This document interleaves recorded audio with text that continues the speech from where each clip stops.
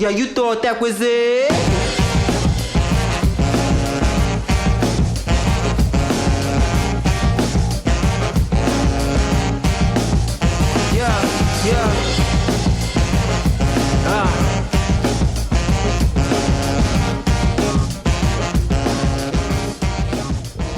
Alright, welcome folks. Welcome back. Episode 9 of Crazy About the SWA podcast. Just a solo pod today. Thought I'd get it out quick before episode 41 hits later tonight.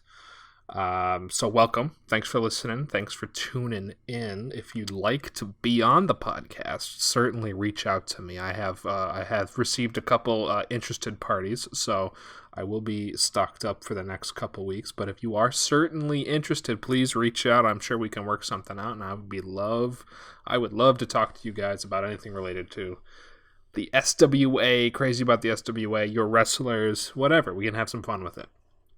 But tonight's show probably going to be a little bit shorter. Nothing too crazy. I want to recap episode 40. We have some new wrestlers to the SWA. I'm gonna talk about those guys pretty quick. I'm gonna update quickly on the bragging rights tournament and what happened there, and then we're gonna look forward to episode 41. So stick with me, and I'm sure this will be a nice, quick, fun show for all those people getting their Crazy About the SWA fix. All right, so first off, we have the episode 40 recap, and that we had a few interesting moments occur, and one of those interesting moments hits at the very first match, where we saw, we didn't see Angel Sabin because he never got a chance.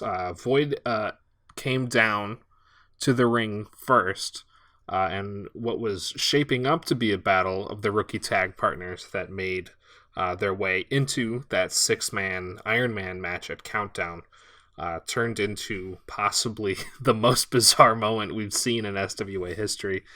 Void, making his way down to the ring, was attacked by none other than Ace, who, if we remember, he attacked backstage a few episodes ago before Countdown. Fresh out of his hospital bed. I don't know if he had bandages on or anything, but he looked healthy enough. But after a quick back and forth between the two wrestlers, the lights in the ring seemed to malfunction. There was some mysterious sounds, and then when they came back up, the stadium crew got the lighting back up. There was no sign of Ace or Void anywhere. And we've been told here at Crazy About the SWA, friend of the show and acting manager of both the wrestlers, Void and Ace, Nomad, has absolutely no fucking clue where his wrestlers are. And this is obviously a developing story where we'll get back to you if we learn more in the following week. But certainly the situation is very strange and interesting. So we'll look forward to what happens in the coming weeks here regarding Ace and Void, wherever they might be. Our next match of the night, we had Alpha Omega AZ versus Anthony Roughneck Hager in one of our bragging rights tournament matches. Another one of the tournament matches, we saw AZ take on the near super heavyweight. I don't believe he is, but he is a near super heavyweight Hager in a knockouts only match. The flow of the match kind of seemed to start out with Hagar coming in with a lot of steam, lots of big offense from him. But AZ kind of took it like a champ. He took the hits and started turning the match in his favor. Brought Hager to the outside of the ring. They hopped into the crowd for a little bit there. That was pretty fun. But AZ kind of slowly turned the match into his favor outside of the ring. Started getting some decent offense on Hagar. Got him back up into the ring. Definitely had some nice reversals. But unfortunately for AZ, Hagar just being a bigger wrestler and in this kind of bare knuckle style brawl that Hagar has, unfortunately did knock out AZ. He finished him off with a huge deadlift Falcon Arrow and then up into a torture rack slam, or I don't know if he has a specific name for it, but it was certainly a powerful move. Even the announcers Mo and Doc were shocked by how painful that move looked. So Hagar advances. AZ puts up a valiant effort, but falls short of the near super heavyweight Hagar. And then he advances to his round 2 matchup against a later match. The winner of a later match in episode 40. But first, let's talk about John Baptiste versus Rock Flag and Eagle. In another showcase of some of the newer talents in the SWA, we saw Jean Baptiste come up against divisively named wrestler Rock Flag and Eagle in a pretty evenly fought matchup between RFE. He takes the win behind America's Elbow, but not before John Baptiste put in some very Starman-inspired offense, jumping all the way from the top rope, face first, onto the outside of the ring. Really unfortunate turn for Jean Baptiste, which was setting up to be a really awesome move on Rock Flag and Eagle, but unfortunately just missed and fell quite a ways onto the outside. And Baptiste will definitely look to kind of bounce back from this one.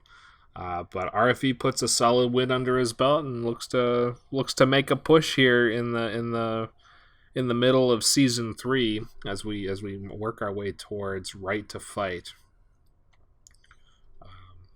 In our next match, we had another bragging rights tournament, another round 1 of the second side of the bracket. We saw The Machine versus Luke Thompson.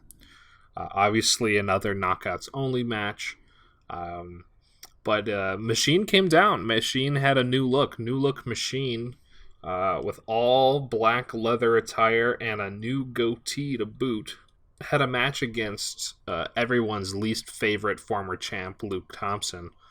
And coming into this one, the Machine had a pretty impressive string of matches. But he really laid an egg here for Luke Thompson as Luke just kind of strolled to an easy win. Machine really couldn't get anything going. He got his Machine takedown, I believe, once.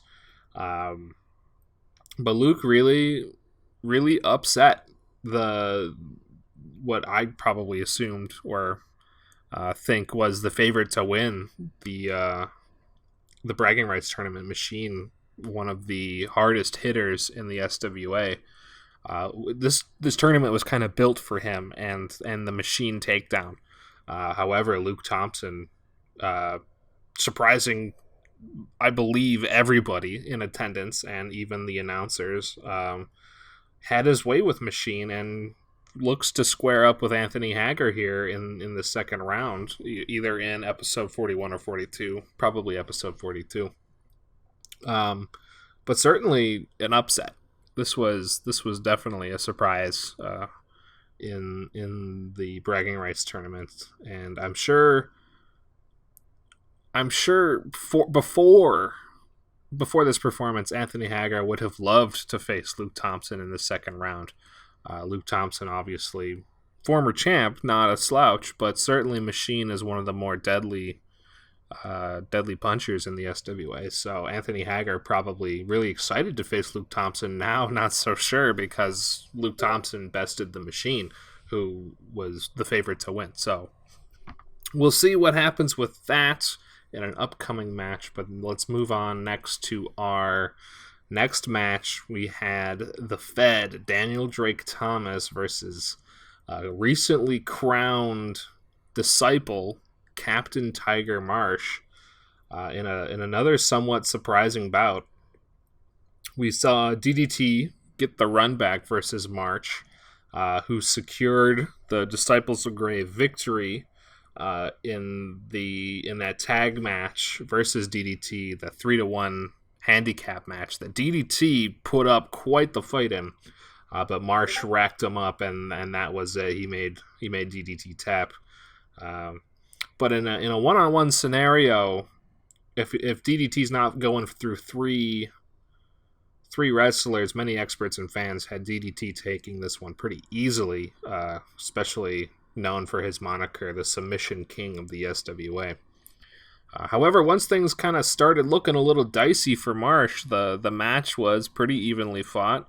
Nice offense from both DDT and Marsh. New DOG member Corey Wolfhart, using a distraction, played the entrance music, the glorious entrance music, and ran down, loaded DDT into a huge jackhammer. Marsh then immediately capitalized, hung him off the second rope into a DDT, then landed an absolutely massive super kick to send DDT packing. And this one was another, frankly, probably an upset. DDT, one of the best to do it in the SWA. But truthfully speaking, DDT and Marsh have met before in the SWA, and Marsh has had the better of that pairing ever since season 1. I believe Marsh is now 2-1 versus DDT. So the implications here stand that Dirty Deeds members DDT and Tomio Yamaguchi kind of looking in trouble here. The Disciples of Grey with the new injected life. Obviously, Grey wasn't satisfied with Abueva, wasn't satisfied with Art Vandelay, Boulder, Sparkles. Went out and got himself some new talent, some better talent from the SWA roster. And this is looking like trouble for Dirty Deeds and their upcoming tag match for the belt at Right to Fight. But we'll see. We'll get possibly a couple more opportunities to see these two battle it out before the tag match, but this feud is growing to historic levels. I don't know if we've seen a feud this strong since, like, Quinn Brothers versus Unhinged. This is reaching unprecedented levels of back and forth between these two teams, but it looks like at this current moment the Disciples are in control and look to be in control going into Right to Fight and take the tag belt from reigning Dirty Deeds, and we will see what happens. But speaking of tag matches, we had a tag match in episode 40, Barefoot Buddies versus the Quinn brothers, Jamie and Noah Quinn. And this one might have been the match of the night. Turned into a great match. Barefoot Buddies on a little bit of a heater took down the Bobby Doubles, sans the original Bobby, I do believe, in a kind of interesting method. They beat the Bobbies by count out, agreeing to or possibly suggesting a count out stipulation for their tag match with the Bobby Doubles. Beat the Doubles by count out. They knock out one of the Bobbies outside of the ring. Sangres or Eddie Vortex sends him off the steel steps. He doesn't get back up, and Buddies win, right? So Buddies on a little bit of a heater, put away the Bobby Doubles, and the Quinns obviously scouted their opponents this week as their early strategy. Their strategy was on point from the bell. They tried to keep Sangres in the match as long as possible. Jamie Quinn really, really worked on Sangres, prevented him from getting the pin. Really, really just good tag team wrestling. And then once Sangres finally got the tag, immediately Jamie tagged out for Noah Quinn. So it was two fresh members. And then the same scenario kind of played out. Eddie had to fight a really fresh Noah Quinn. And then it was all kind of downhill from there. The Buddies couldn't really make up the ground they lost to in the earlier part of the match, and it went to the Quinns, but not before an absolutely brutal stomp right before the pin we saw on Eddie Vortex's head, and especially so with no help from Sangres to break up the pin on the apron. So there might be some words exchanged in the locker room, but the Quinn Bros once again looking to move into probably tag title contention here. Probably they move into like the top 3 or 4 teams here. If I'm not mistaken, the Buddies rank 4th or 5th in our tag division power rankings. So the Quinn Bros probably looking up to take advantage of the tumultuous situation at the top of the tag division between Dirty Deeds and the Disciples of Grey. Because if Dirty Deeds drops the match to the Dogs, if they beat Dirty Deeds, they're next in line for a shot at the belt, and I think they would very much like their tag title back. So we will see where this goes for them in the remainder of Season 3. But then let's get back to our match of the night. And I said that the previous match, Buddies versus the Quins, could have been the match of the night because it was a very well-fought match and a very well-wrestled tag team match. But truly, this triple threat match between the three stars, the Crow, Eric Draven, Warren Wyndham, and El Puma was truly a spectacle. This one was a really great match. We had the big SWA star power on display. Former champ Warren Wyndham. We had plucky Deadfire member and always kind of in the conversation for the belt. He had that excellent run in Season 2, Eric Draven, and what might be, as we discussed with Molholt in Episode 7, the kind of make or break season for El Puma, who has been on the fringes of title contention for a very long time, ever since Season 1. But has had kind of a streaky trajectory here in the last few episodes, making his way through his Path to Glory trial, only to lay a goose egg, similar to how Machine laid one for Luke Thompson in the Chamber. But he really elevates himself here tonight with a massive win over the likes of some of the best wrestlers in the SWA. I won't kind of go full into the match breakdown. I'll leave that for Nomad. I know he's a little bit behind. So here, poke Nomad, you gotta get to work. And it would definitely be better suited to that format, a true breakdown of the match, because it really was a special match, and I would recommend going to watch it if you haven't.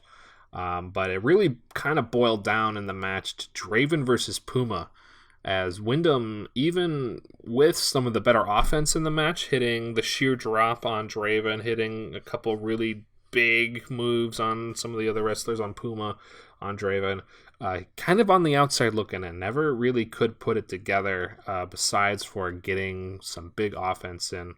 Draven really took the beating from both Wyndham and Puma capitalized heavily when it mattered most, sealing the win and working towards a monster push, possibly for a belt chance in the near future, maybe at Right to Fight. He definitely cements himself as a former winner of the Royal Rumble.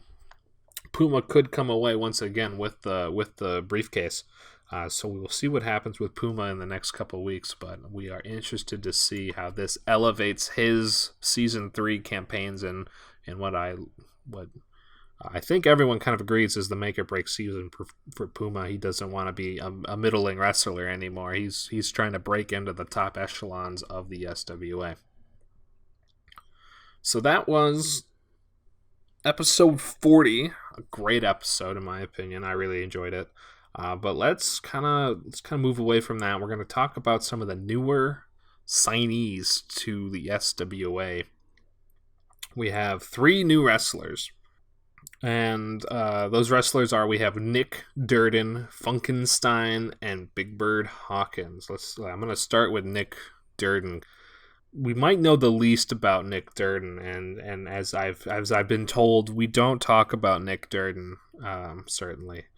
It seems like a pretty shady character, very scant footage of any of his wrestling, but the footage that we have seen, he puts to use a dragon sleeper named the Chemical Burn. It seems to be one of his finisher he uses, and it's well known possibly that he is a student of the game. He follows the SWA pretty religiously, especially to exploit the weaknesses and movesets of some of the wrestlers in the SWA. So we'll see how that impacts his wrestling style. Smaller frame, light heavyweight, and I'm interested to kind of see what unfolds as we lead up to his SWA debut, because it's not going to be episode 41, possibly at episode 42, or I would expect to see him definitely in the Royal Rumble at Right to Fight. So we'll look forward to Nick Durden's debut. But let's talk about the two debuting wrestlers in episode 41. We have Funkenstein, shades of Clinton, the musician, not the politician, George Clinton, certainly. Very little is kind of known about him, other than maybe his clear affinity for the band Parliament. Crazy About the SWA insiders have kind of stated he has a strong composition, a lot of built up muscle in the body area, some in the legs as well. And he definitely, I believe, looks to send his opponents flying with some of his punches. We've heard tell that he's got quite the right hook.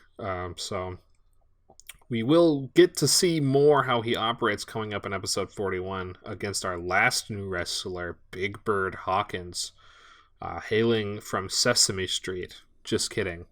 The most kind of known asset in the new SWA acquisitions, Hawkins has had a pretty well tenured and successful career as a wrestler, working his way through rookie promotions and up into the SWA proper. One of his matches from his rookie days versus Duke Dyer is available to watch online, and it's a great match, so go check it out, especially if you are interested in wrestling and the SWA is the only thing you watch. Certainly there are some other rookie promotions out there that have some footage online for those to watch, so those are always a lot of fun.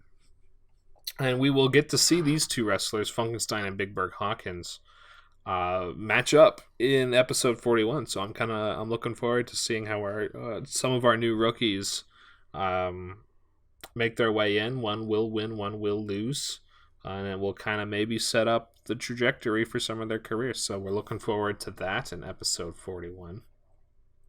And then maybe here it's a good chance to look into our bragging rights tournament. A little bit of a quick update. I'm not going to kind of like fully break it down, but obviously we had 8 wrestlers start in the round 1, the knockout only tournament we've had. And I believe everyone is advanced to round 2 now. So let's kind of break down what happened. Onyx Stone matched up against Tim Bob, got that one. Onyx Stone advanced, and then Flint Buckshot defeated Russell Nash for his slot at the episode 41 round 2 match. Rumor has it certainly that Flint and Onyx have been working together some in the locker room. Certainly the rumors around a sort of collection of wrestlers, 5 to 6 almost, working together. Onyx Stone and Flint Buckshot part of that rumor. So it's possible we're in for a great match, since each wrestler, which should be fairly familiar with everyone's style, with each other's style.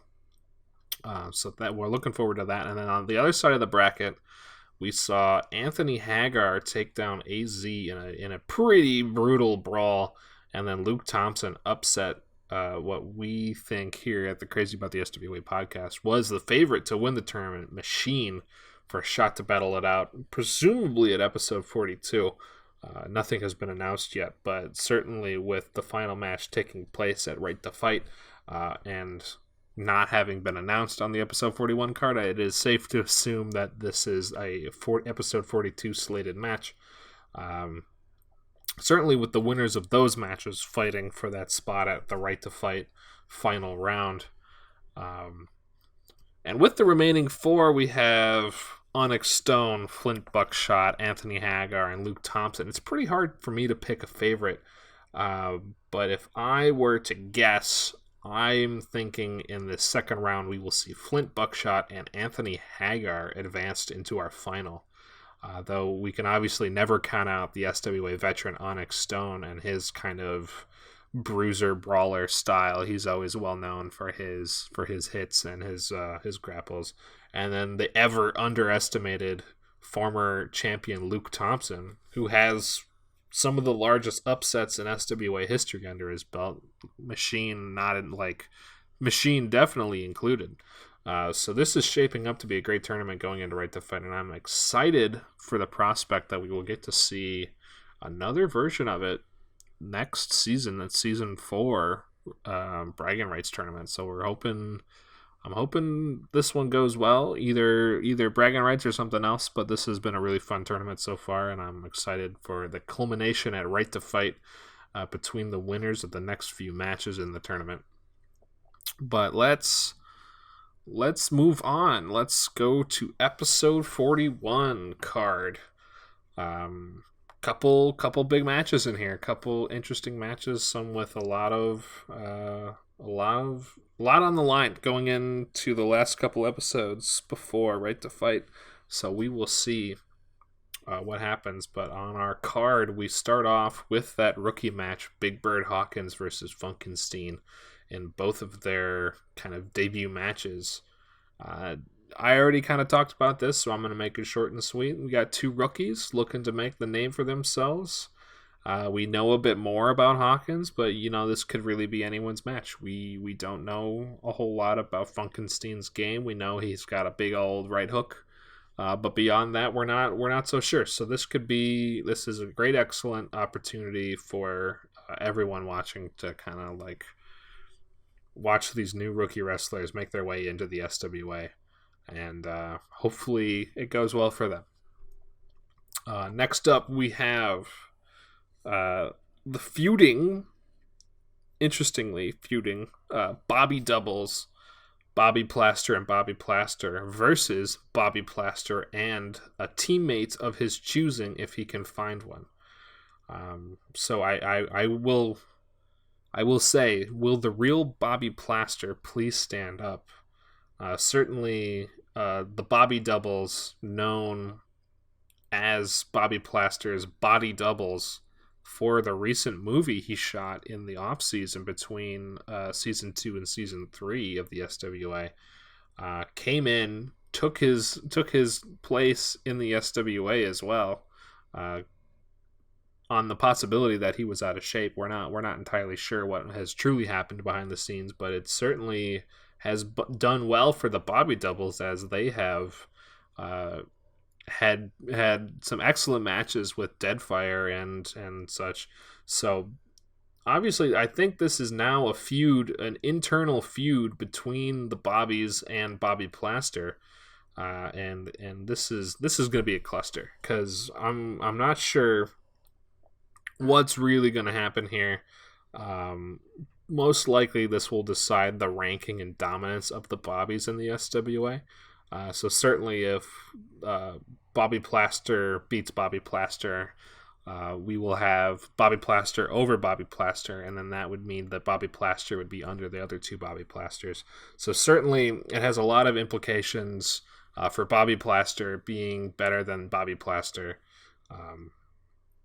And even if Bobby Plaster has to fight Bobby Plaster alone, it's possible, because if history is any indication of anything, Bobby Plaster will find himself somehow another Bobby Plaster lookalike, and then there will be 4 of them.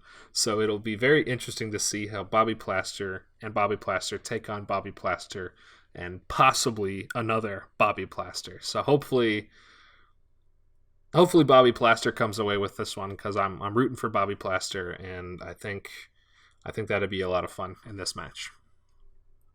Next match, the Iranian juggernaut Czar versus the Body, Rakum. And another follow-up of our kind of like rookie showcase triple threat matches, Czar versus Rakum, who won their first triple threat matches but come away defeated in the second. Czar lost to Alonzo Howard, and Rakum lost to Zayn Ryder. Look to make some noise for their season 3 campaign. Smart money, at least my smart money, I'm pretty dumb, but my smart money has Czar in this match, but we saw him kind of systematically dismantled by Alonzo Howard. So hopefully Rakum can do the same. Otherwise, I believe Rakum is in trouble here between the Iranian juggernaut and the Rakum. This will be a tough match for Rakum, I think. Next up, we have a fatal 4-way between Dom Juan, the Lion King Nathan Bogard, Yasuke Bozeman, and Dr. Morbius. This is the Iron Man consolation match from Countdown. Mo and I speculated that this match was coming, and here we see it. We see the 4 wrestlers who didn't get a pin in that six-man Iron Man match battle it out for the best of the rest kind of consolation match. Certainly, all these wrestlers could use a big win here. So this should be an interesting match to see how it kind of boosts someone's stock towards either an Ascent belt or the main belt. But either any of these wrestlers can come away with it. They're all particularly well matched. But we'll see what happens. Obviously, Nathan Bogard is going to be my favorite pick here. Similar to Mo, I really do like Nathan Bogard's style. I'm a sucker for submission. I get it. But yeah, no, Nathan Bogard, I'm pegging him to come away with this one. So we'll see how that one goes. And then we have our second round bragging rights tournament match between Onyx Stone and Flint Buckshot. And this one, we already talked about this one a little bit earlier. Once again, first match of the second round bragging rights tournament. Each of these wrestlers could easily use a push here, and a win would give them a very solid push towards stardom in the SWA, especially if they make it out of the tournament. Who knows? I think it is truly just bragging rights. There are no tournament shots. There's no briefcases or anything on the line, but certainly bragging rights count for something. And if you can beat some of the 8 toughest, or make your way through 3 or 4 of the toughest SWA wrestlers to get on the other side of the tournament, yeah, that's worth something. So we'll see the match between the rumored teammates in Onyx Stone and Flint Buckshot right before a really interesting match, in my opinion, Tomio Yamaguchi versus Gracious Garrison Gray. Excuse me, not gorgeous, Gracious.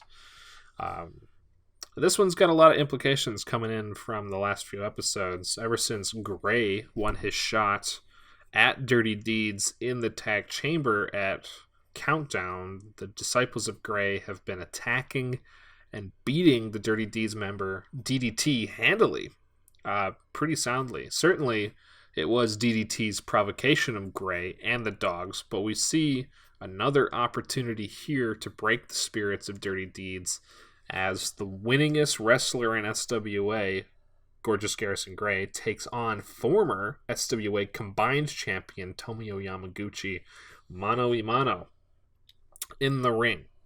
First falls count. But if we know anything about these two teams and how they operate, I expect underhanded tactics from both the Disciples and from the Dirty Deeds team members. I do not think we can even hope to predict what might happen. Certainly with Corey Wolfhart interrupting DDT's match versus Captain Tiger Marsh, anything is possible. It could be a DDT rundown. We could see something from Gray, probably an interruption. Maybe they could come down ringside with him. There's no telling what's going to happen in this match, and the only way we're going to find out is to let it happen later tonight at episode 41. And then that brings us to our final match, Painwrecker versus the Phoenix, Diego Mercer, in a non-title champ versus champ match. Certainly an exhibition style match of our current singles belt holders, SWA champion Painwrecker versus Ascent champion Diego Mercer. No belts on the line here. Certainly an interesting stipulation, but a Diego Mercer win here could have lasting implication on the singles division for the rest of season 3. Painwrecker has been a pretty healthy champ. I'll say it, defending several times so far, beat Warren Windham, defeated Tomio, or not Tomio, he defeated Sangres for the belt in the end of season 2. But a loss here in a non-title match might spark a debate if he is truly worthy of holding on to that belt, and then a rush of competition might assault Painwrecker for the belt. But it could only be good for Diego Mercer. Certainly, if the Ascent champion defeats the SWA champion, it's possibly assumed that Diego Mercer might abdicate his belt in pursuit of the SWA championship, because if he knows he can do it, then why wouldn't he? So we'll see how this one goes. There's a lot of lasting implications from the outcome of this match. Certainly, Payne Wrecker is the favorite, but if Diego Mercer and his Phoenix moniker are anything to indicate, he's going to stick around in this match for as long as possible. And if he wins, it's certainly a heavy blow to Payne Wrecker's title reign, because even though he has some very staunch defenses against his belt, with the belt on the line, a loss here could be a bad look for him. So we'll see what happens. Episode 41 coming up later tonight. But that will do it for our episode of Crazy About the SWA podcast. Kind of a short one this week. Once again, if I don't have someone to talk to, I just kind of move my way through it. But we're looking good for the next couple weeks. But once again, if you want to be on the show, please reach out to me. I would love to have you on. We can talk about whatever, SWA or not SWA, I'm sure. But we can have some fun with it. So certainly, once again, thanks for listening. Thanks for tuning in. Crazy About the SWA, episode 9 in the books, down the hatch. Another good one, and we're looking forward to episode 41 here, and I'm looking forward to many more to come, looking up to Right to Fight. So I'm signing off here. This has been Crazy Ralph, and this is Crazy About the SWA podcast. Peace.